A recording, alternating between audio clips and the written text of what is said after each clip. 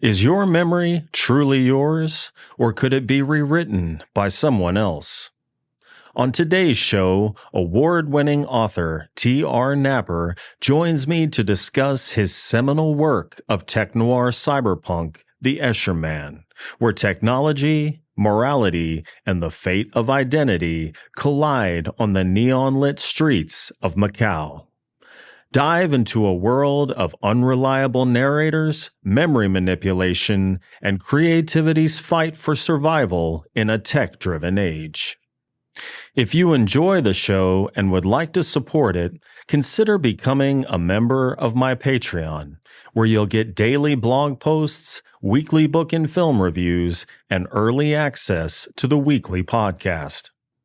Head over to patreon.com/The Dark Mind Podcast and become a citizen of the darkness. Your support helps keep the dark conversation alive. So without further ado, I give you T.R. Napper.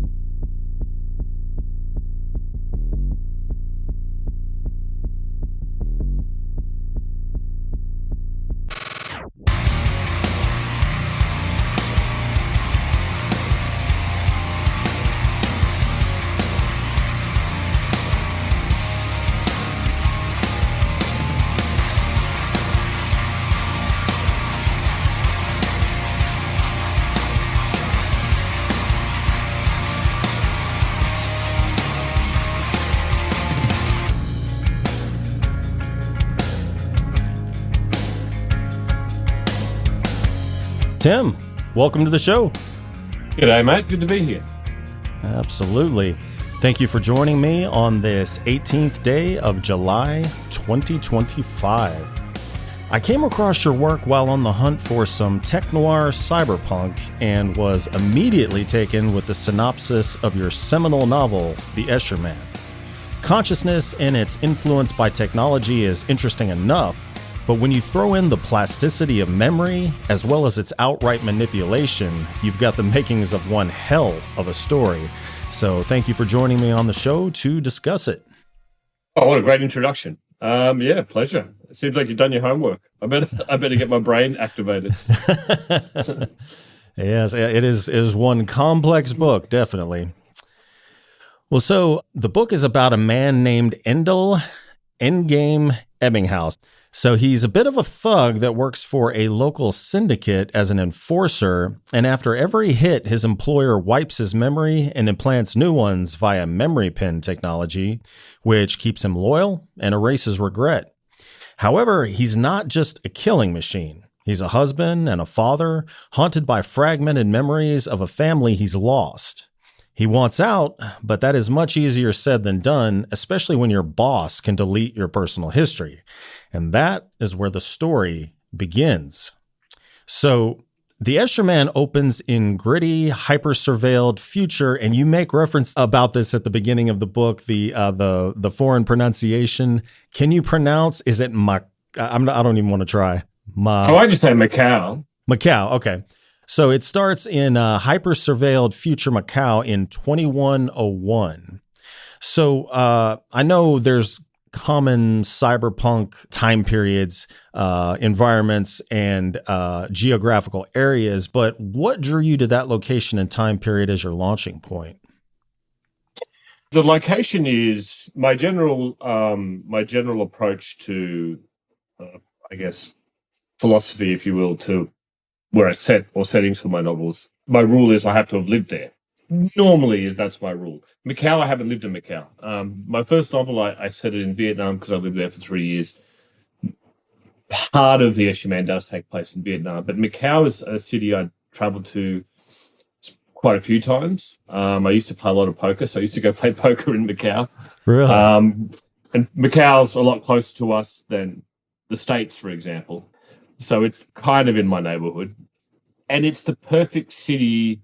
Both it's a perfect cyberpunk city and a perfect kind of a crime city, if you will. I mean, it's essentially a city based on gambling, but it's got this really cool and deep history going back to Portuguese colonialism. So it's got all these European, in the back streets, it has all these European-like streets, and it has all these cultural dimensions that are hidden within the city, but then on the surface, there's these ginormous casinos draped in neon. It's all very high-tech, low life there. It's all very winners and losers, and it's so therefore it's very much a cyberpunk type of city. Macau, I think my general feeling about Southeast Asia and East Asia is that that part of the world feels like it's on the edge of the future in the way that maybe it doesn't always feel like in the West anymore, certainly in Australia. It feels like in some ways we might be in decline. When I go to that part of the world, it feels dynamic. It feels like this is where it's happening in a way. For good and ill. For good and ill. I'm not saying it's necessarily a rosy future, as you've seen from the book.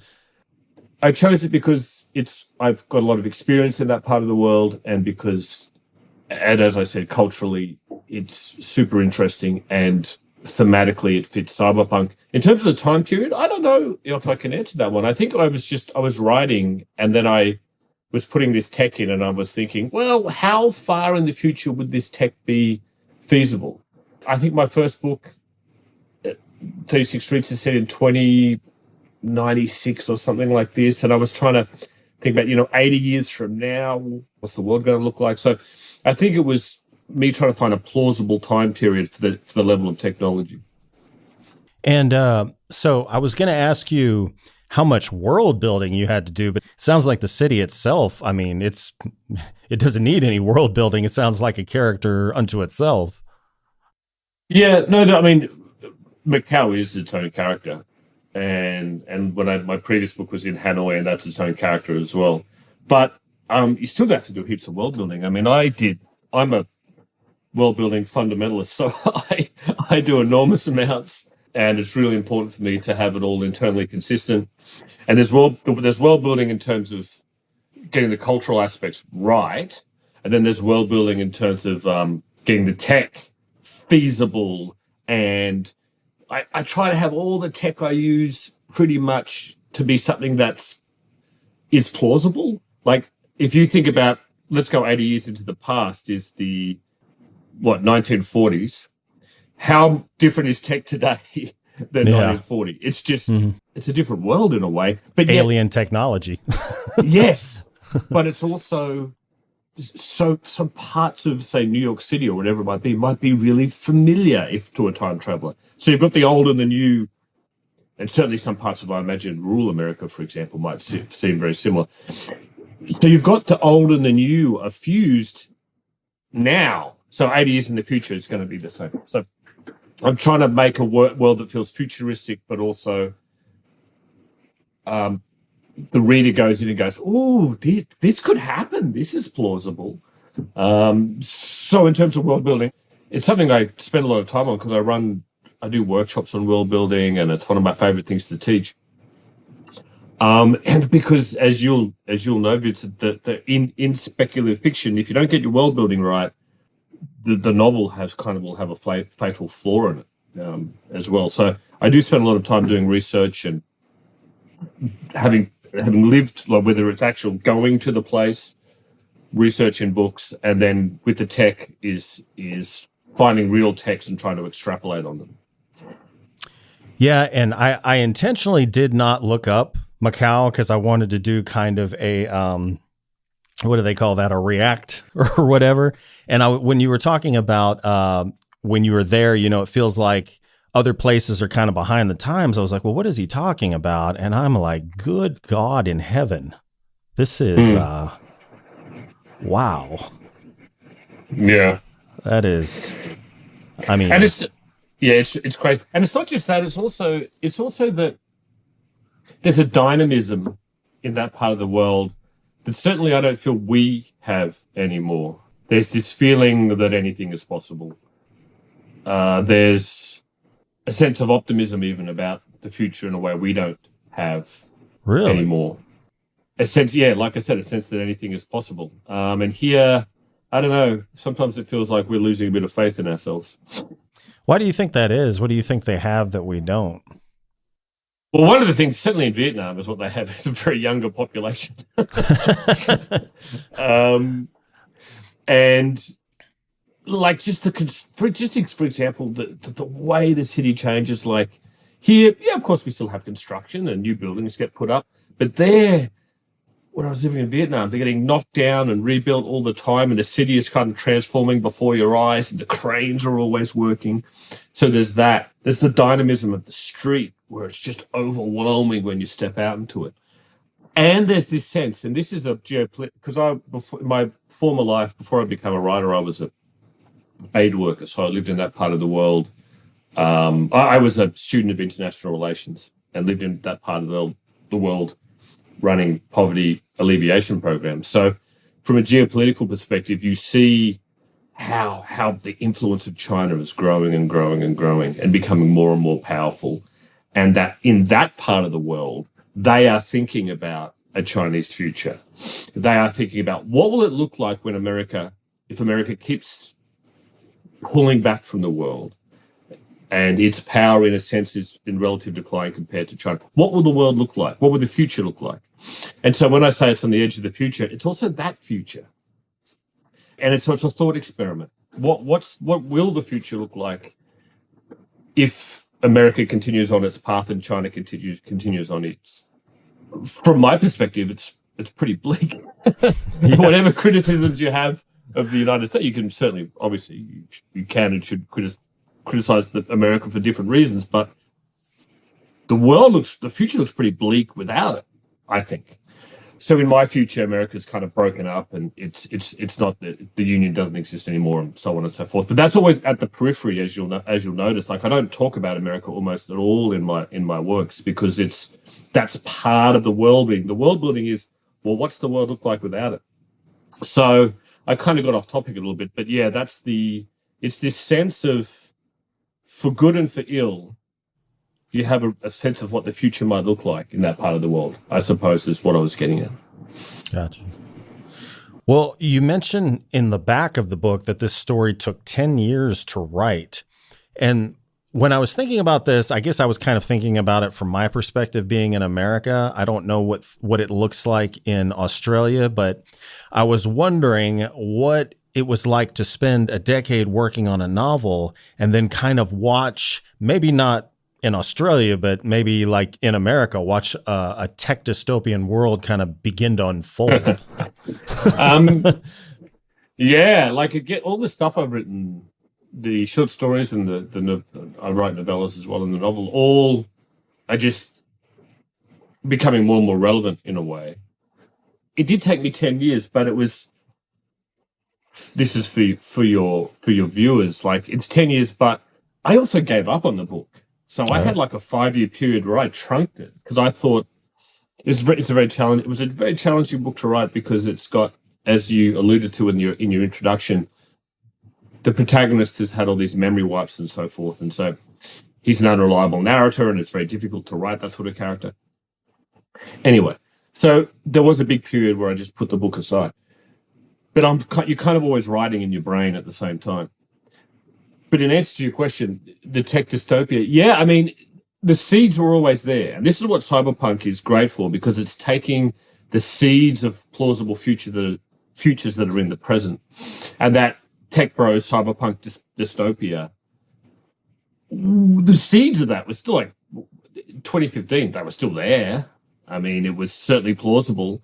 And I thought, well, this might happen and we'll go more in this direction. And it's just proven to be correct. So it doesn't feel, how can I say, you don't want to be correct in these sort of predictions. You know what I mean? You want it to be like a warning. Let's not go down this path, because this is what the future will look like. But we seem to be rushing head down along the tech noir dystopian slope. Yeah. If anything, faster and faster and faster. Yeah. So, I mean, were you more interested in imagining the future of tech, or using it to explore very current human anxieties related to what we're talking about? The second, I think. I mean, Ursula Le Guin has this good quote where she says, science fiction isn't predictive, it's descriptive. So what she's saying is, also, in her view, science fiction kind of looks at who we are now. And I'm on board. And so I always looking at trends in our present. And sure, you want the future, again, you want it to be plausible so people can read the book and go, could we head in this direction? And you also want to aspire to write a book so in 10 years, people will read it and go, and it'll still be relevant. That's one of the great things about science fiction is it can project these futures, and so it has this currency that lasts for a long time if you've really thought through the possibilities of where we could be going. But with good science fiction, you hope that it's relevant to the now and makes people think about the now and who we are now and what's happening to us with ubiquitous surveillance technology, for example, that's all around us. What's happening to us with the development of AI, what's happening to human society and art and human relationships under the atomizing effect of this sort of tech future that we're heading into. And to think about that, yeah. Well, you introduce readers to the idea of memory pins almost immediately. I was wondering if you based that on anything, because if I was going by your kind of 10-year timeline, the only thing that I'm really familiar with that's similar would be like the Neuralink chip, which would kind of track as far as its development. Did you base it on anything in particular? I hadn't heard about Neuralink until maybe 2 or 3 years ago. The neural implant idea is kind of a trope in cyberpunk. So that we have, we're jacked in or whatever, that certainly is not new. The idea of the memory pin, I can't even remember where the genesis of that idea, other than my feeling that a lot of the current studies are showing that our memory function is weakening. And that our recall function, as we become more and more dependent on devices, is less stronger than it used to be because we're not exercising that memory muscle anymore. So it was that was maybe the genesis of it. But also, the cool thing about memory is that, or one of the notable things about memory is it's been part of cyberpunk. It's like a recurring idea within cyberpunk. Goes all the way back to Blade Runner, when you have the replicants are obsessed with memory because one of them has like all these photographs, and they're obsessed with forming memory because it's giving them a human experience.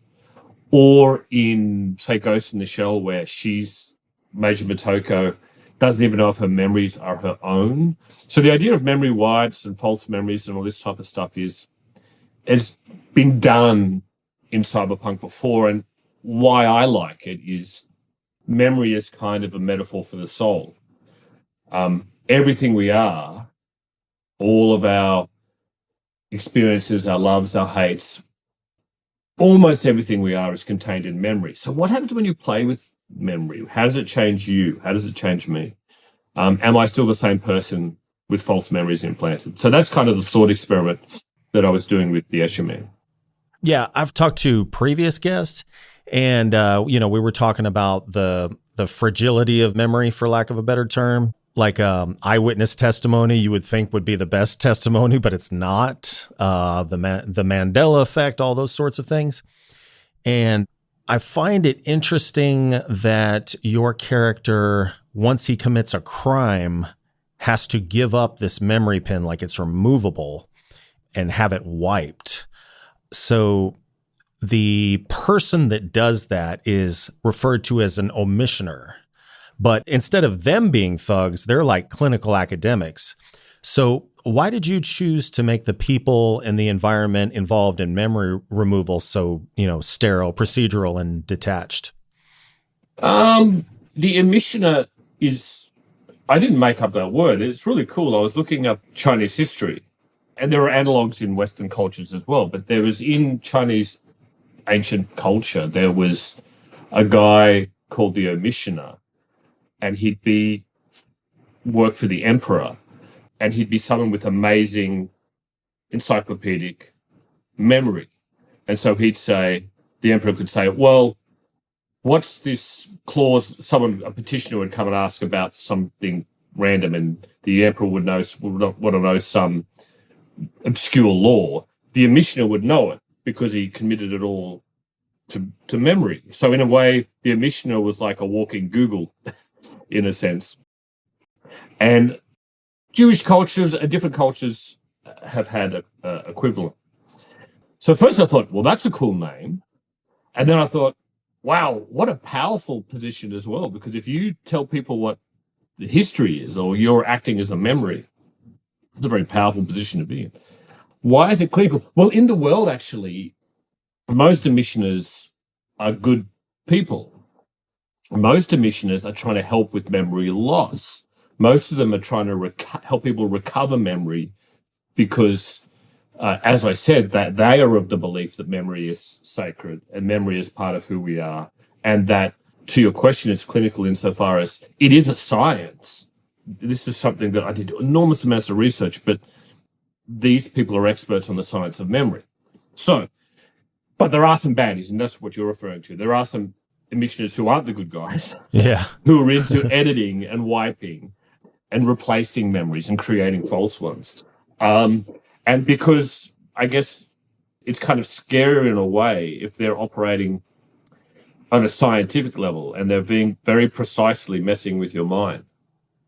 Yeah. Well, regardless of the plasticity of memory and the way adrenaline-laced events like murder can imprint themselves, Endel still carries haunting memories of his wife and his daughter. Love for a spouse is already an abstract concept, but with a child, there's something deeper at play, like biology gets involved. So what was the reason those memories persisted, even though Endel's mind was, just being wiped like a computer hard drive on a regular basis? Was it biological? Yeah, you've kind of got the answer in your question. So, of course, we might have memory pins, but we have natural memory too. And his natural memory was, so in the book, yes, you have a pin where all the memories can be manipulated on that, but you have there's a way of certainly deleting natural memories as well. And so the idea in the book is you could have your natural memories deleted and then you put the pin in and then you dream. And in your dreams, these fake false memories would play and play and play and you'd start to believe them. Now, again, that's based on science. One of the genesis of the ideas was I was reading this experiment in, I think it was an Israeli scientists were doing on rats. And they wanted to basically invent a cure, or were looking into cures for PTSD. And the idea was, it's kind of an awful experiment, but they were kind of traumatizing the rats. But then they knew which neurons contained the memory. They would destroy the neuron, and then the rats would forget the trauma. So in this one, they were like giving them an electric shock or something, and then they would zap the brain, and then the rat would forget that it received an electric shock and then walk back onto this pad with the shock on it. So the idea was, what they were saying is because every time when you remember something, it lights up a path in your neurons. And their theory was if you got rid of that path in your neurons, you could wipe trauma. That's what they were working on. And I thought, God, that's messed up. It's like good intent. Yeah. But I always thought about what are the implications of that? And I've written lots of short stories about it as well. But if that science is possible, if we can delete traumatic memories, we can delete other ones as well. And so that was the idea. So Endel is having his natural memory wiped and then replaced with these artificial ones. Children, exactly to what you're saying. That link is so deep. And it goes to touch, it goes to smell, it goes to, we hear them talk, our child. Have you got kids? No. Okay, but you've got loved ones. Those memories are so deep. So in the book, they're his most enduring memories of his children, and they're the ones that the bad guys are really trying to get rid of so they can control him completely. So yeah, but you answered it yourself. There's something so much deeper about those certain types of memories that are so deeply embedded. But of course, here's the tragedy of something like Alzheimer's. Like that point where you're 85 and you don't know who your children are anymore. How tragic is that? That's awful. And so that's another thing that he was going through. He's kind of going through this deliberate scientific Alzheimer's that's been inflicted on him. And that's a tragedy within itself that you don't remember your own children. And this is kind of tearing him apart. So yeah, memory, it really strikes at some of the emotionally it can strike us in a lot of very deep ways, especially, and the loss of it. Yeah, you talk about the loss of it. I mean, literally about, I think 5 days ago, I had surgery on my elbow. And it's funny, the anesthetic effect, they tell you, I'm going to give you the cocktail for the ride there when they're wheeling you to the emergency or the operating room. And, I remember them giving it to me, and I remember getting about halfway there, and then I woke up, no concept of time, don't remember being moved to the operating table.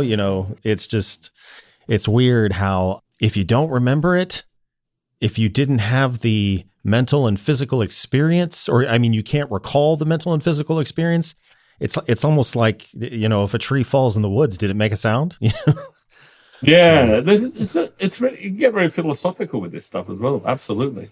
Yeah. Well, one of the most fascinating aspects of the book is how Endel's memories or lack thereof shape not just his decisions, but our understanding of him. Writing an unreliable protagonist is tough enough. Writing one whose unreliability is mechanically induced adds a whole new layer. So what were some of the technical or narrative challenges you encountered while doing that? It was so hard. And the reason I put the book aside, as I said earlier, the reason I put it aside for 5 years is probably I wasn't good enough. I think in that part of my career, I'd taken on too tough a challenge because in every single scene, so it's first person. So you're in his head. And so in every single scene, you have to think about, what does he know? What's been wiped? Because he has all those wipes throughout the book. So you have to have every single scene. Is he aware or unaware of this fact or that fact? That's the first thing. The second thing is, as a service to the reader, you're really obliged to make it all explicable. So that all sounds baffling, but the craft challenge to your question was, how can I do all that, make him unreliable, but still have the reader not confused? You know what I mean? Still have the reader going, okay, I understand what's happening. Feel his confusion, understand his confusion, understand his fear at times from what had been taken away. But you, the reader, are both in his head, but also not wanting to put the book down saying, I have no idea what's going on. Don't get me wrong. There's a couple of savage twists in the book that I want the reader to be affected by, because that's an enjoyable reading experience. But no, that from a craft perspective, it took a very, very long time, and to the point where I'd given up on the book. I thought it would never be published. I had a book which is set. So Vincent, that Lynn Tivu, who's in this book, she's in 36 Streets. But she's the main character in that, and it takes place 5 years before, but standalone completely. So I was fascinated by her character. So for your readers, she's the villain in a way. She's the antagonist. I was fascinated by her, so I kind of wrote her story that takes place 5 years before. Anyway, I wrote that novel, and then I think I sold it, and then I went back and read The Escher Man, and I'm like, I thought, in my mind, I thought it wasn't very good. And then I went, oh, this is pretty good. And so I just did the big rewrite. So I did the things that you were talking about. So it was all the unreliable narrative stuff worked.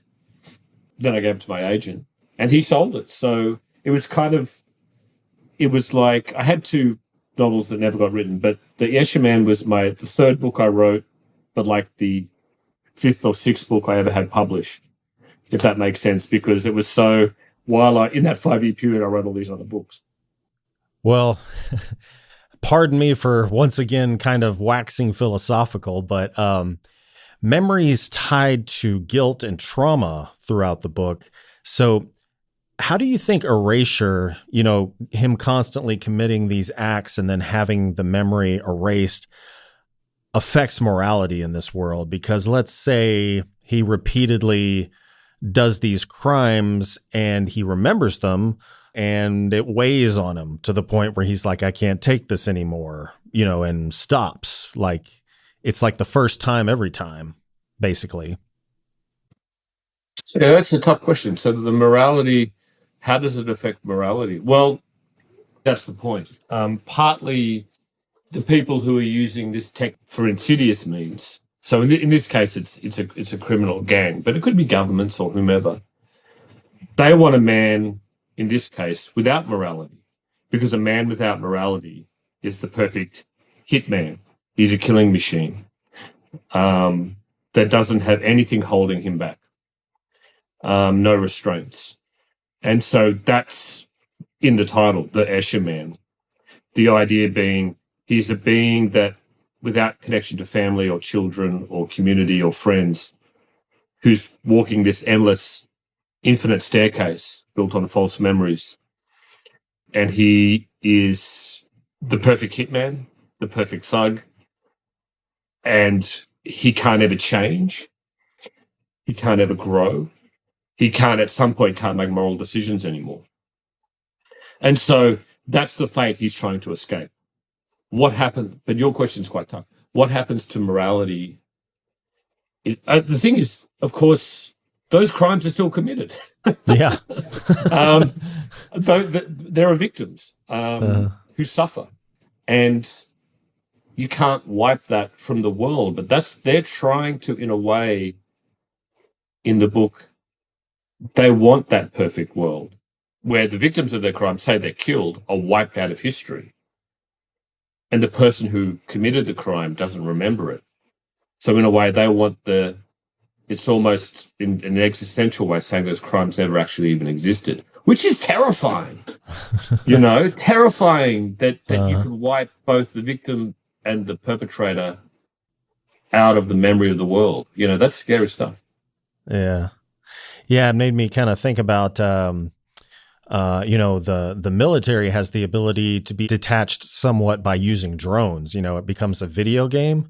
But what if, for benevolent reasons, they developed a way to wipe the memory of warfare to prevent PTSD? Mm. That has some Black Mirror repercussions. Oh, terrifying. Absolutely terrifying. And there's a short story I wrote and it's the first story in my short story collection.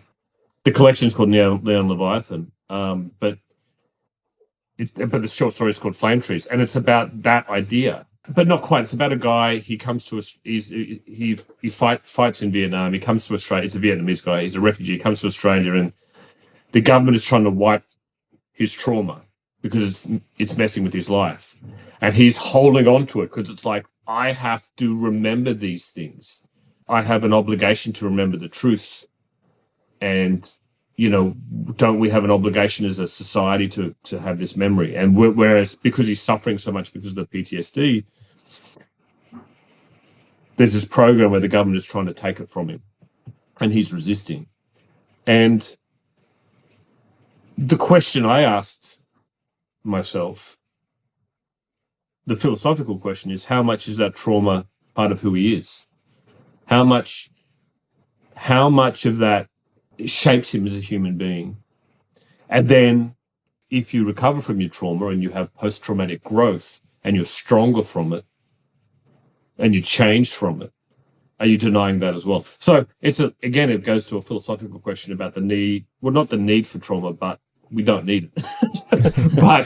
but how much it shapes you and whether, what would we take away if we took that away from people?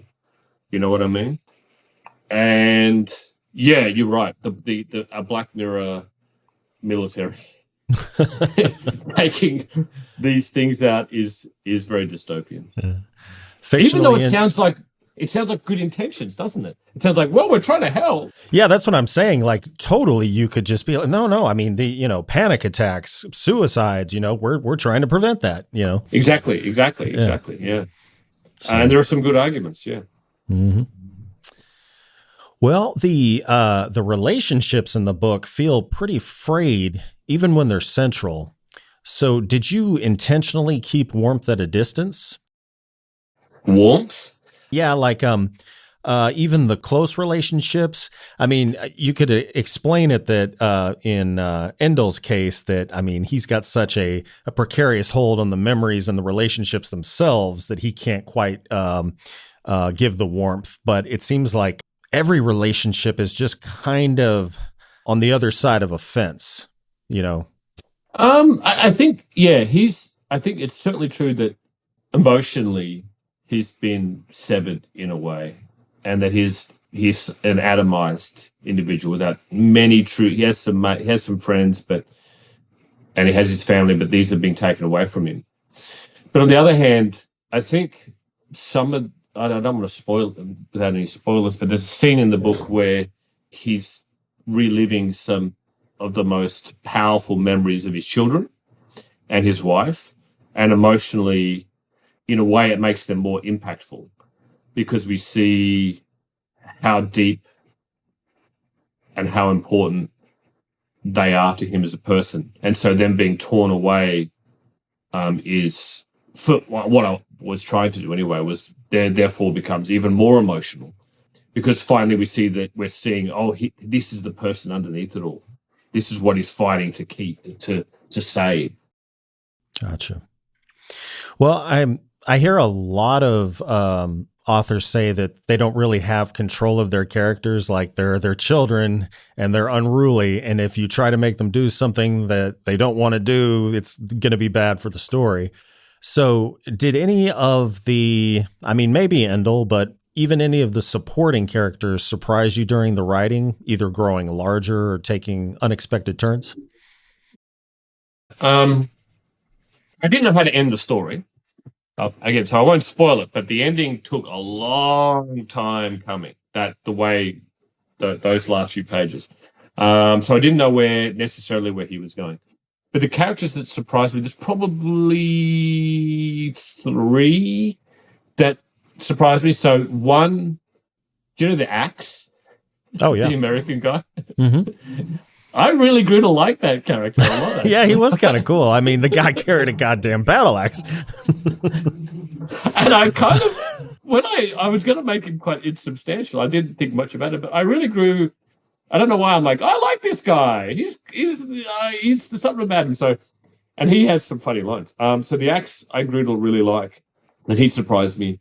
The Chinese emissioner, the one who likes AC/DC, he's one of these cool characters where the dialogue it must come from me, obviously, but it doesn't feel like it's coming from me. It feels like it's coming from the character, and you have him on the page and he's just going blah, and the words are coming out. I'm like, well, and I'm laughing or whatever and thinking, oh, that's pretty cool.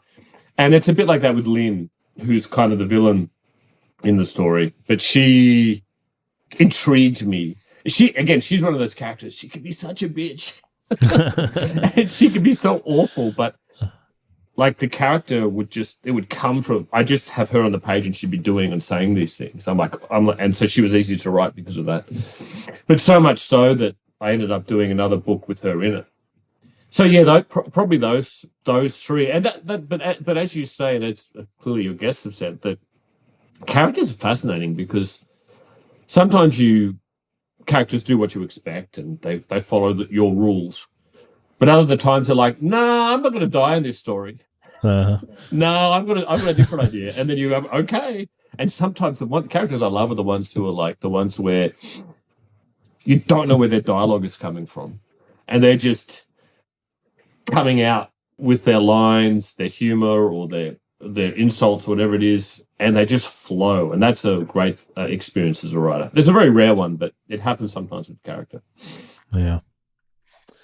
Well, the story is broken up into 3 parts, and the middle section especially slows down and broadens the scope. What were you trying to accomplish with that tonal shift? I did write this story a long time ago, so sometimes it's hard to remember the exact. Even though it came out last year. So, but because it took so long to write, sometimes it's hard to remember your intent from part to part, but part of it is the memory aspect. So part of it is this person's in this new situation. They leave Macau, they go to this new place, and you have to have a shift in that sense. Partly it's because he's trying to solve the mystery of the self.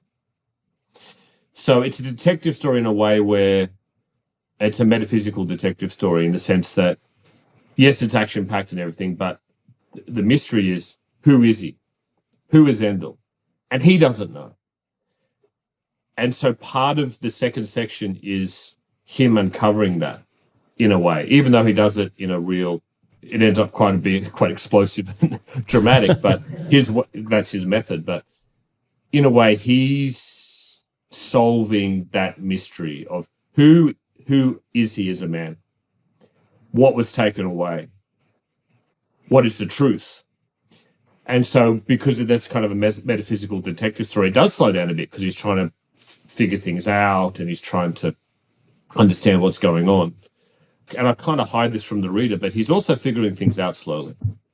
And he's doing things that at first don't make a lot of sense, but they're all part of this desire to discover the truth by various means. And also because I think there's a setting, there's a setting shift as well. So there's a different feel in the new setting when they go, I guess it's not a spoiler, but they go to Vietnam in the second section of the book. But what I was trying to do, that's the thing, Vincent, is sometimes when you write, you just write the novel and then afterwards you go, oh, that's the thing I did. And other people pointed out, in this case, other people pointed out for you.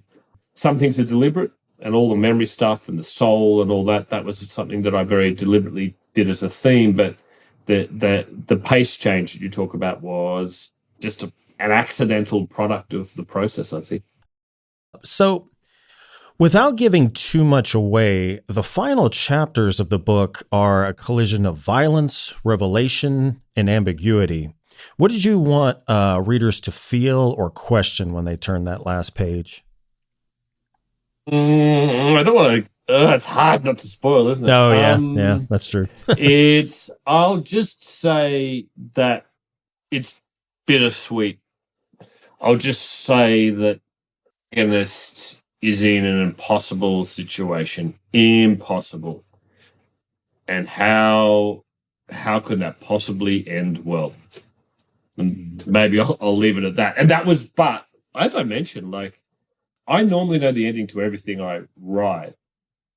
I just was so, it took me a long, long time to come up with the ending because the narrative momentum of the book is heading in a certain direction. So, and I went back and forth and what's true, I guess, is the final answer, or the ultimate question. What's true? What's a true ending for this character? And what will the reader believe and find satisfying? And only really the true ending can do that. And so trying to find that truth, it took a very long time, man. But I can't really say more because I think it would spoil it. But yeah. Well, let's see here. The novel has echoes of Memento, Blade Runner, and hard-boiled noir fiction, but it feels uniquely its own. How do you see the Escher Man fitting into the landscape of cyberpunk or speculative fiction? I love both those films. And I love hard-boiled fiction, too. I love, Dashiell Hammett and Red Harvest, Maltese Falcon, all that. How does it fit into the landscape? Well, for me, the most important thing is, like, cyberpunk is a really cool genre and has a lot of really cool ideas, but it often gets, how can I say, cyberpunk can really suck if people don't understand the core thematic issues. So a reviewer of my book said, cyberpunk, when it's good, can be some of the best of science fiction.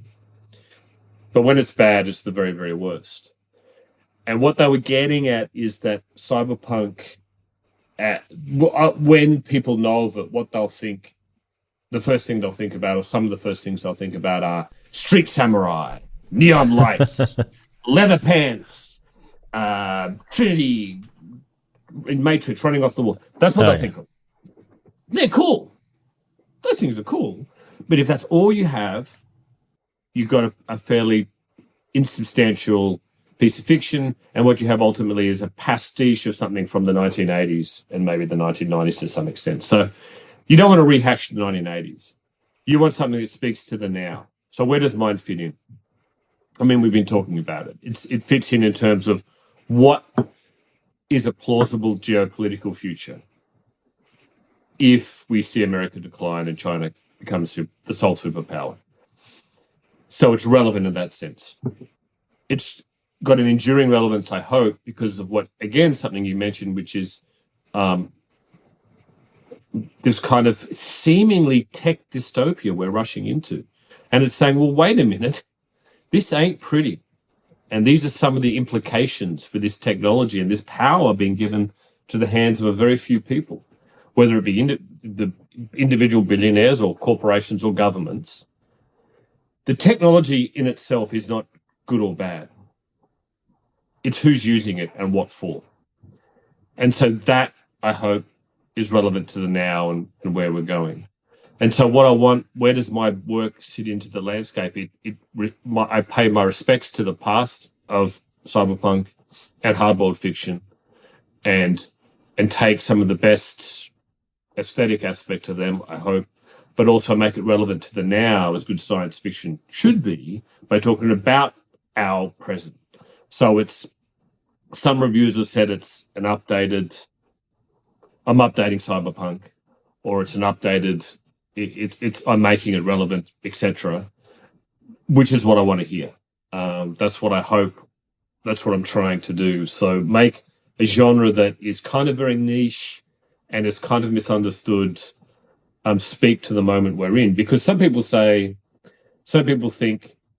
well, I think people say correctly, we live in a cyberpunk present, right?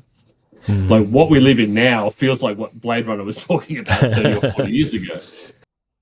But that doesn't mean it's lost relevancy because it's come to fruition. We still are headed down this path. There's still things to talk about. There's clearly, in my view, it's more relevant than ever because all the stuff that it's concerned about, especially the dehumanizing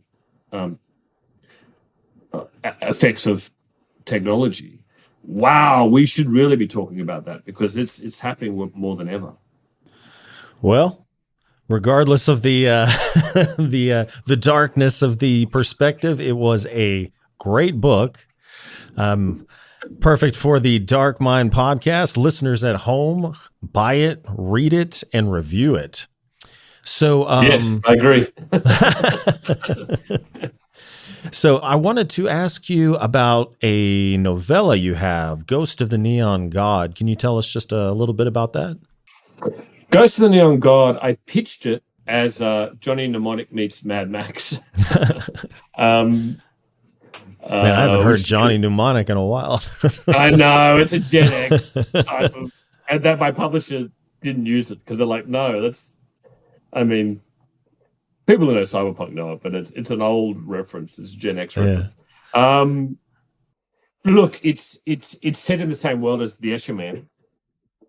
It just won. Here in Australia, we have something called the Aurealis Awards, which are juried awards for speculative fiction, and they're our number one awards. So it just won Best Novella.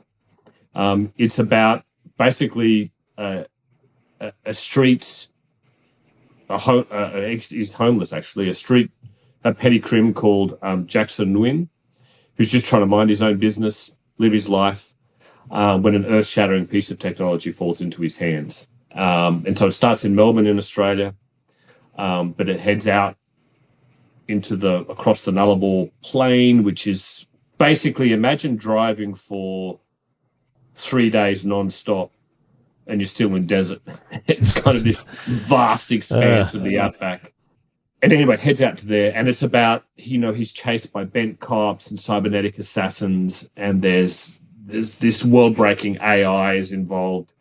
And he's a guy who doesn't want to get involved, but he's forced to. So again, cyberpunk, but cyberpunk is normally set in, of course, East Asia or the States.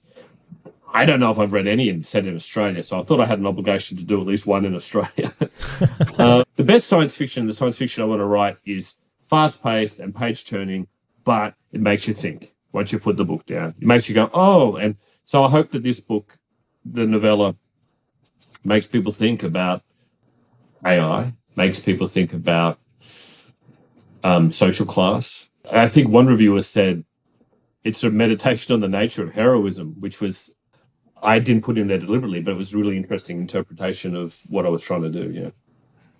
Yeah, that's interesting. Well, I read a blog post of yours entitled 5 Pieces of Awful Writing Advice from the Masters.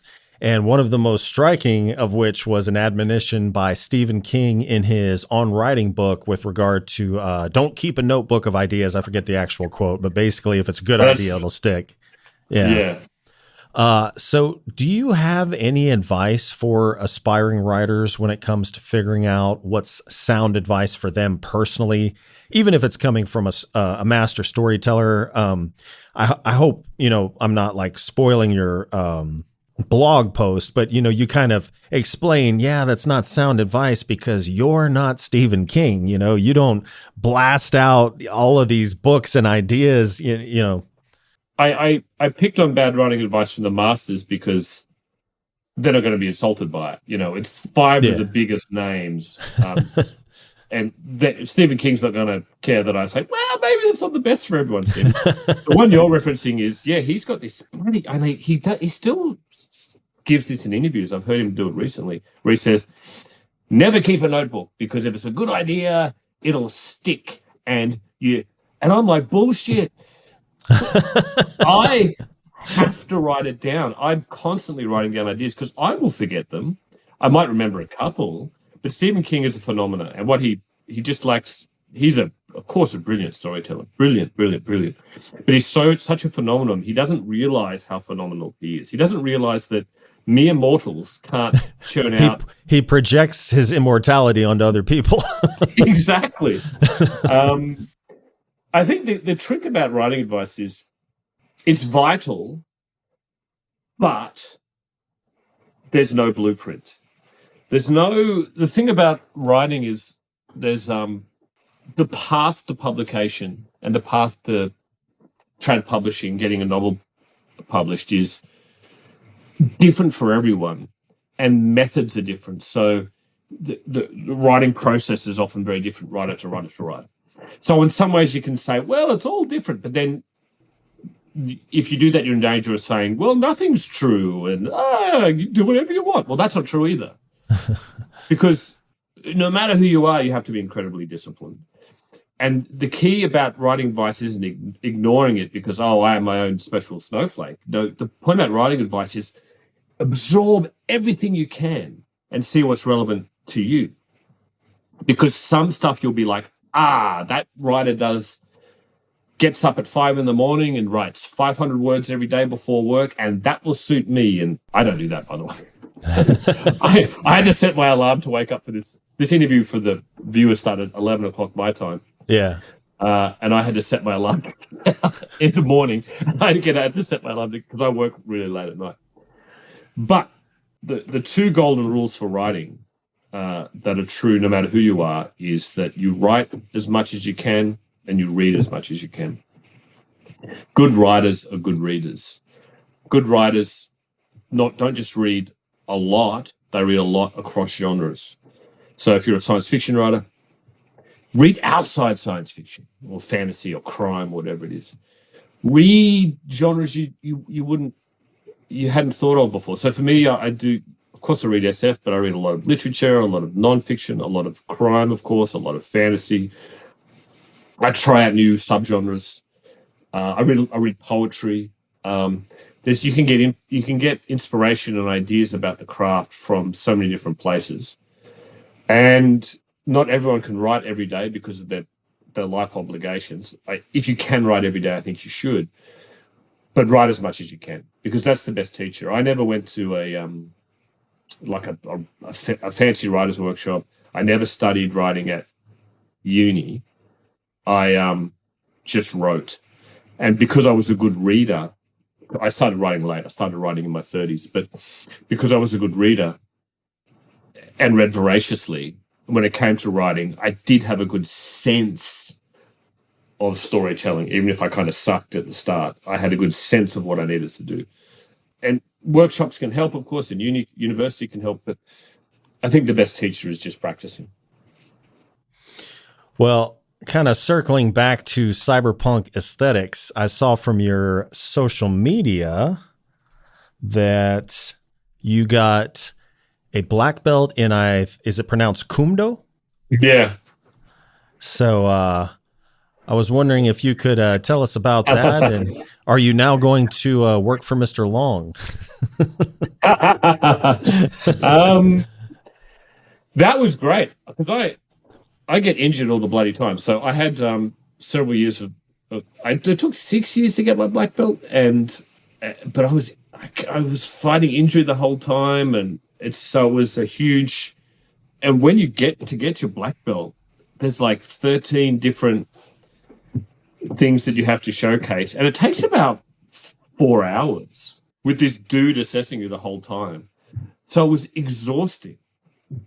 You have an apple in your sword hand. Like, it's so ridiculous. You have an apple in your sword hand, and your sword is sheathed, and you have to take 2 steps, throw the apple up, draw, cut it in half. Oh, for example, and then you have to put out a candle with your sword, and then you have to. But then there's all these patterns, and then you have to spar and all this. I actually did, because I still do Taekwondo. And I was doing Taekwondo before I did Kumdo, but I started doing Kumdo because I do love a good sword fight. And I'm like, oh, maybe my writing would be better if I had a bit more experience and I understood how a sword fight would work in real life. So part of it was learning a new martial art, which is always a great humbling challenge. Do you do any martial arts? I did when I was younger, and then I injured my knee real bad. It was a combination of Taekwondo and Hapkido. Oh, that's interesting. Yeah. The Taekwondo for the striking, and the Hapkido had a lot of judo elements and weapons and stuff like that. Yeah. The school I go to, my dojong has all the Korean ones. It has Hapkido, Taekwondo, Kumdo, and something called Tachyon, which is this thing where you get kicked in the knee a lot. And I said, I'm not doing that one. So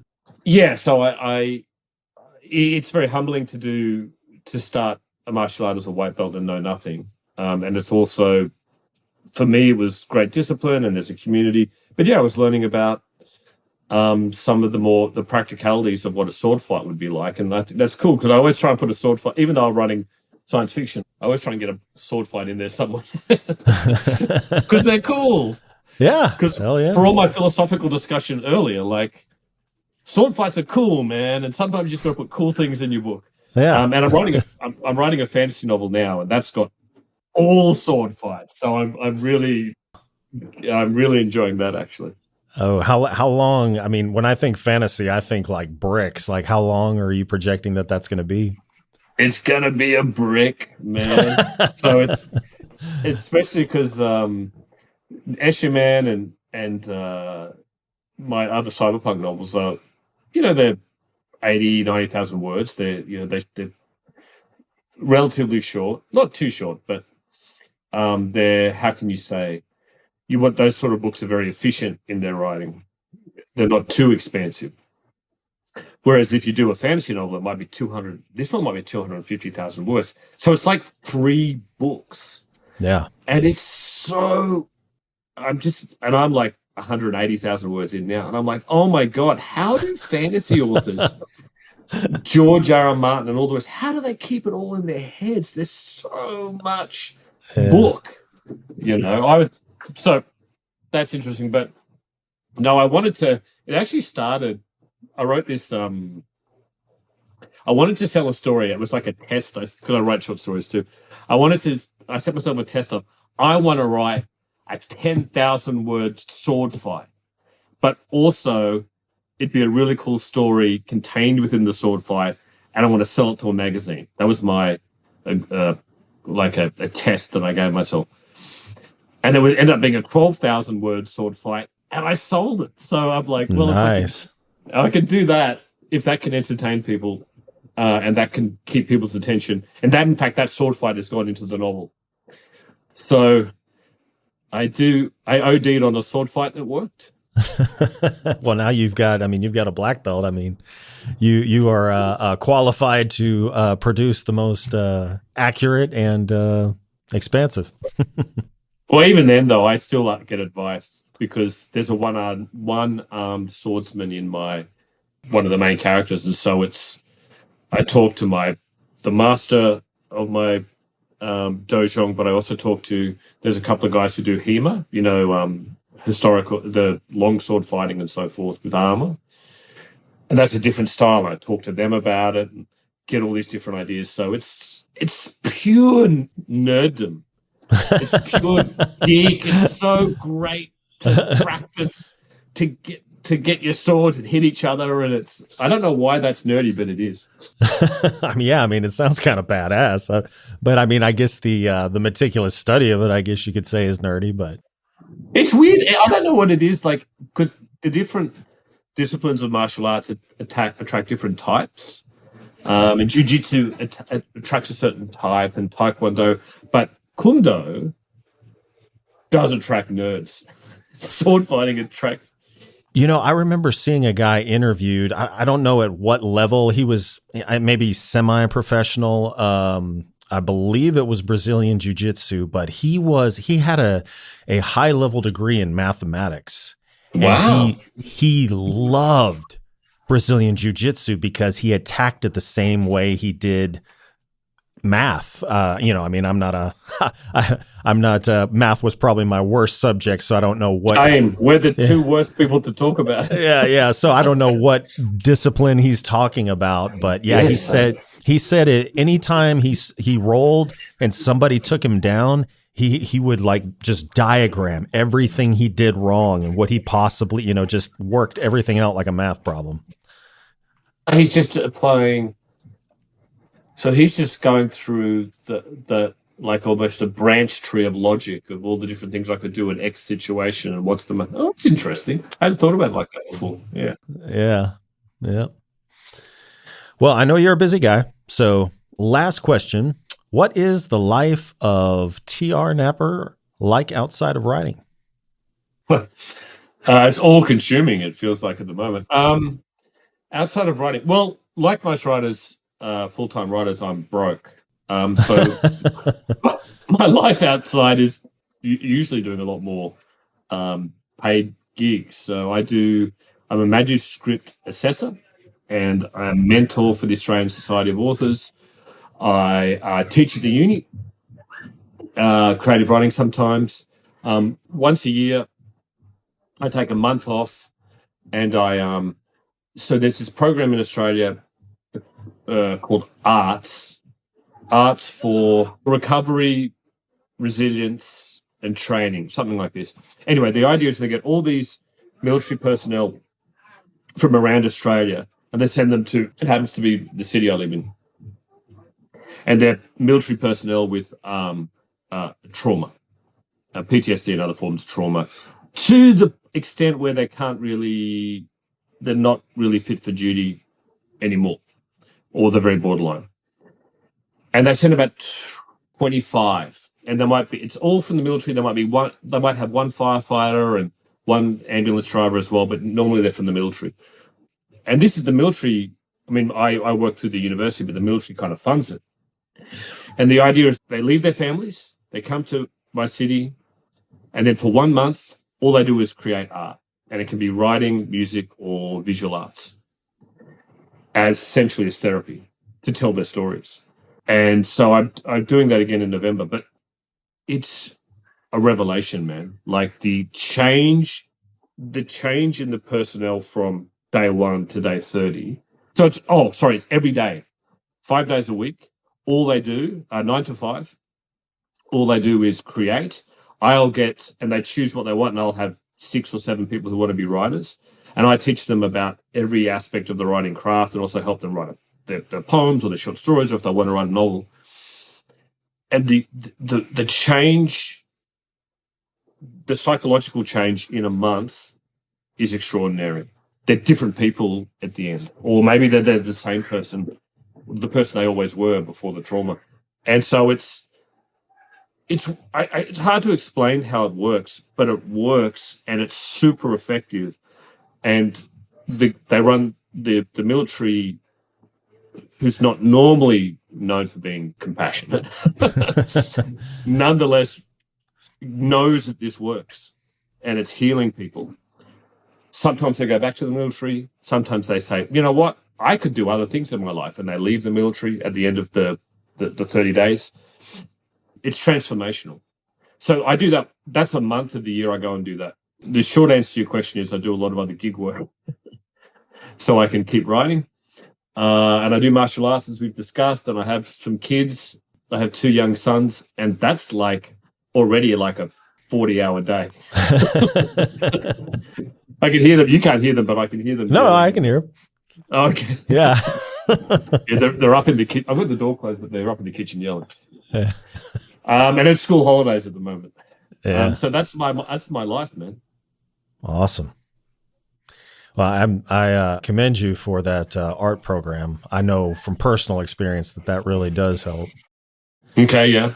Yeah, it's an amazing, it shows you how important, I don't want to turn this into something else, but it shows you how important the arts are to us as human beings. And another reason why AI replacing it is so dangerous, because there's something intrinsically human about the act of creation. And to outsource that to a bot, I think, on top of everything else, we're losing part of what it means to be human beings. And I think that my experience with the arts program in the military shows me how vital it is, how we are a storytelling species and a creative species. And if we take it away, we take away something fundamental. Hmm. Well, Tim, it has been a pleasure talking with you. Likewise. Thanks for having me on, Vincent. It's been great. Absolutely. So as we bring the show to a close, is there anything you'd like to plug or let your readers know about? Anything you want to reiterate? I always forget. I never bring my books. They're on the shelf. I never have them next to me, so I go, these are my books. But you can do a graphic or something on that. That's fine. All my books are set in the same world. So the Escher Man, 36 Streets, Ghost of the Neon God, and you can see it behind my shoulder, my collection, Neon Leviathan. They're all set in the same world, but they're all standalone. So you can dive in anywhere. If you're an Aliens fan, speaking of things on my wall, I did write a tie-in novel for the Aliens universe, which is pretty cool, about Bishop, the synthetic from the Aliens movie. But that's it. Thanks for having me, and good luck with your show, man. Oh, appreciate that. And to everybody listening, all links are in the description. And Tim, thank you again for joining me. Thank you.